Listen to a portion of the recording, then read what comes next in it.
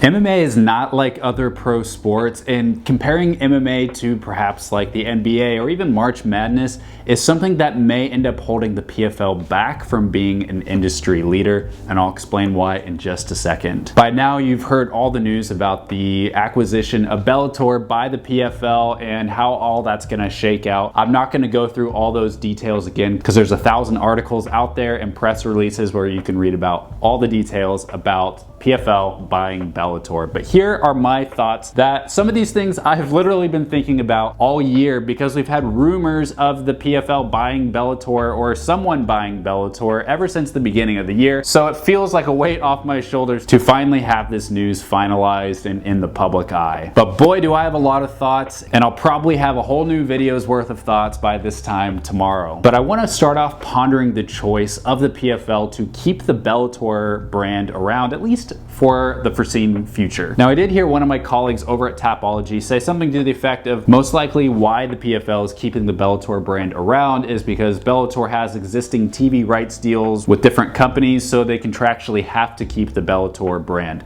That makes sense. And it also makes sense that the PFL would want to have a place where they can have one-off fights and get to play matchmaker to create the fights that the fans actually really want to see. If you're asking my opinion, the PFL should ditch their seasonal format in favor of doing more matchmaking altogether. That's another video. They're going to be rebranding Bellator as the Bellator International Champion Series, where they're going to go to 8 cities around the globe next year and have at least 2 title fights per card. And they're going to have these like Bellator champions, and probably a lot of the Bellator fighters are going to find a home on these cards. They're going to be having their own TV deal for these Bellator cards, at least in the US, but it's all very confusing to me because the PFL is going to have like now 5 different segments. They're going to have their main international series, they're going to have the Europe series, they're going to have the Middle East series, they're going to have the Challenger series. So many different series, and I'm starting to wonder, is this going to get a little bit too complex for MMA fans to follow, especially when you have champions of these different segments. One thing that I've learned about MMA fans is that we like things simple, right? We like it when we know who the best is. We like it when we know what the direct path is to the title. And that's one of the things that the UFC has done very well. You know who the middleweight champion is, you know what the top 15 rankings are, and there's not all these different groupings that they're all in and you're trying to figure out, could this guy make his way over to this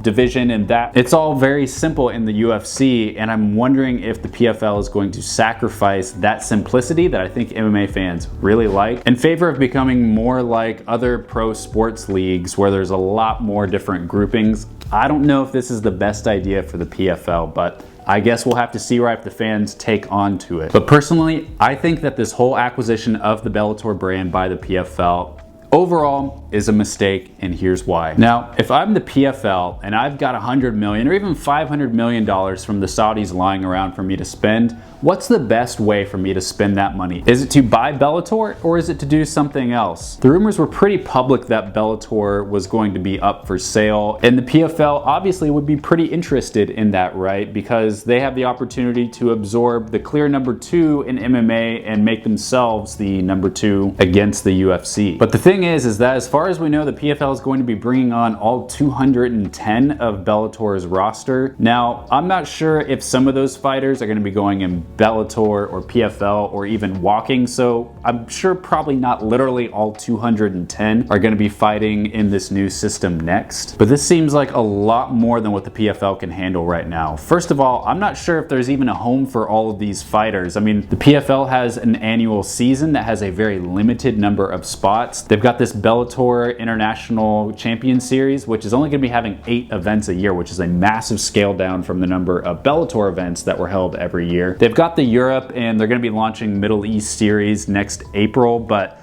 honestly, there's not a lot of fighters from Bellator that I think would be in this Middle East Series anyway, so that may not really be an issue. But I don't really know how they're going to be able to keep all these fighters all that busy. Now, again, if I had all that money lying around, what I would have done with Bellator going up for sale, now what I would have done is I would have gone to Bellator and made a deal with them to purchase the contracts of maybe 10 to 15 very select fighters that I feel like I could build a brand off of, and that I feel like we're going to bring a lot of eyeballs to my brand. Not necessarily the top ranked 10 to 15 Bellator fighters, but fighters that I felt like could really entertain fans, had a really big future in the sport, and already have a pretty big following as well. I'm talking fighters like Patchy Mix, Vadim Nemkov, Yaroslav Amosov, Chris Cyborg, Aaron Pico, fighters like these. Fighters that are a really, really big asset to your brand, not just to add more talent, but also to add entertainment. And with the rest of that money, with that $100 million, $500 million,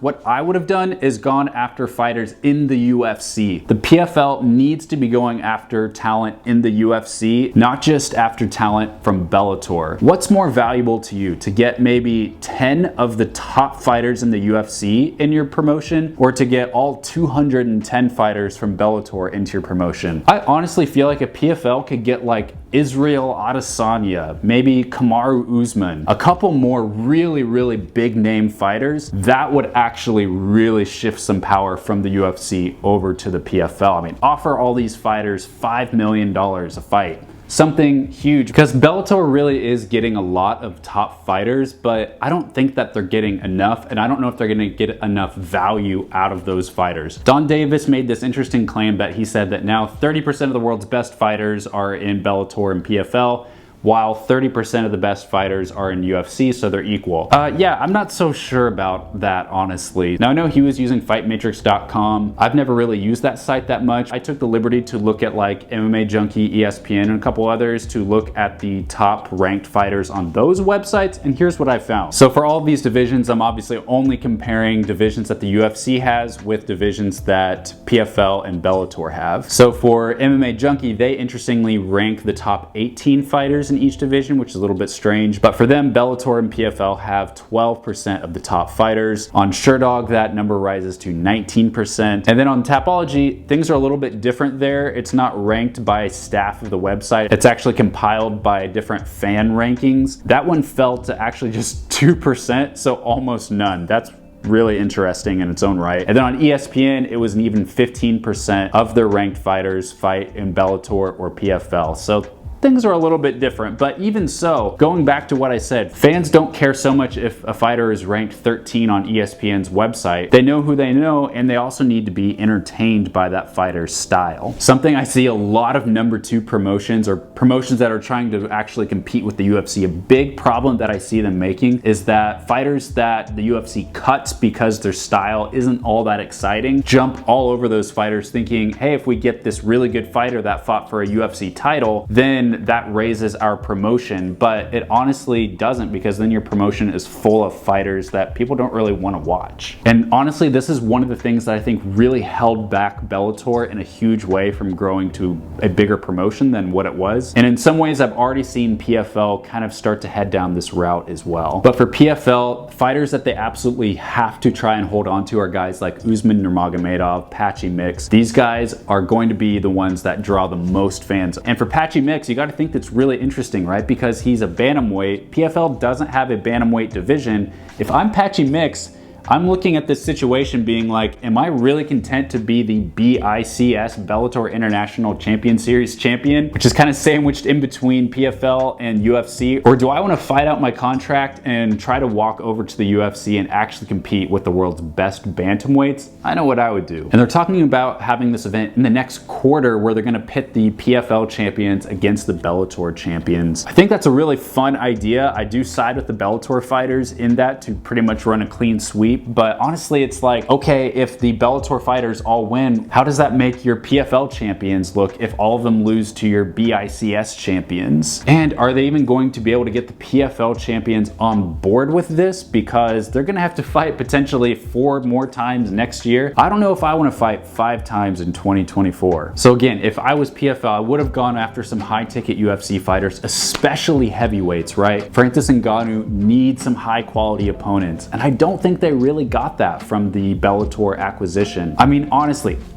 is there anyone from that acquisition that you think would actually pose a challenge to Francis Ngannou? Or is there someone there that you would actually be excited, that you would pay for a pay-per-view to see Francis Ngannou fight that guy? I don't think it's there. So what you may be thinking is, hey man, just give him a chance, let it play out. And Exactly. That's a little bit how I feel here. I feel like even PFL doesn't totally know how all of this is going to shake out. Some things they may try and then change it once they see how it plays out. So I'm sure that's going to happen. There's going to be some trial and error. I'm guessing a lot of Bellator fighters are going to leave the organization altogether once their contracts are out. So let's see how this goes. But I want to remind you all that MMA fans do not watch MMA just because they want to see a meritocracy unfold. This is the big difference between MMA and every other pro sport, is we can't just set up a meritocracy and let things just fall where they may, because that is not going to create the most exciting, compelling matchups for MMA fans. That's why the UFC will always have a little bit of a leg up on like a seasonal format with the PFL. Something that Don Davis said in today's interview that was a little bit worrying for me, that showed some of the PFL's perspective on all this. Of course, he is just trying to sell his product, but he said that he would put this Friday's pay-per-view with the PFL up against any UFC card this whole year.